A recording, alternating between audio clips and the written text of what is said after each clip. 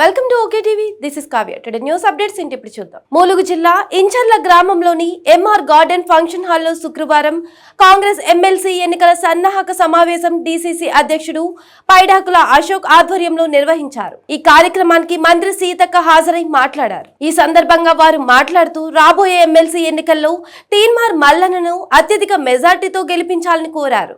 ఈ కార్యక్రమంలో మాజీ కేంద్ర మంత్రి వర్యులు ఎంపీ అభ్యర్థి పోరిక బలరాం నాయక్, నియోజకవర్గం ఇన్ఛార్జ్ కూచన రవలిరెడ్డి, మండల గ్రామ నాయకుల, కార్యకర్తలు, పార్టీ నాయకులు తదితరులు పాల్గొన్నారు. ప్రభుత్వంతో మాట్లాడగలిగేటువంటి శక్తి, రేవంత్ రెడ్డి గారిని ఒప్పించగలిగేటువంటి శక్తి మరి మల్లన్నకు ఉంది. కాబట్టి నిరుద్యోగుల సమస్యలు కానీ ఉద్యోగుల సమస్యలు కానీ తప్పకుండా పరిష్కరిస్తాం. ఏది కూడా పెండింగ్ పెట్టాం. ఆ విషయాన్ని మీరు కూడా గ్రాడ్యుయేట్స్ కు ఓటున్నటువంటి వాళ్ళకు అర్థం చేయించి ఓట్ వేయించాలని కోరుకుంటాము. 27వ తారీఖు నాడు ఒక అంటే ఇంతకుముందు లెక్క ఈవీఎంలు ఉండవు, డబ్బాలు ఉండవు.